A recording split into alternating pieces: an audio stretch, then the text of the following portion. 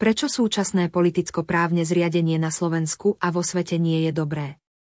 Prečo nie je dobrý globalizmus, zastupiteľská, parlamentná demokracia v rámci jednotlivých štátov, rozšírenosť kapitalizmu a liberalizmu? To krásne na socializme bola myšlienka spolupatričnosti, ktorá však bola zneužitá vládnou triedou v podobe komunizmu. Radi by sme nadviazali práve na socializmus, ktorý je dobrý v tom zmysle, že každý človek si je rovný a neexistuje človek, ktorý by bol niečím viac ako ktokoľvek iný. V prípade kapitalizmu to neplatí.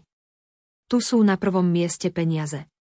Slovensko potrebuje sociálno-demokratickú vládu, ktorú by možno aj malo, ak by sa nestal atentát na Fica. Ibaže Slovensko je súčasťou Európy, v ktorej vládnu stále peniaze a moc z nich vyplývajúca. Dnes veľmi jednoducho a jasno.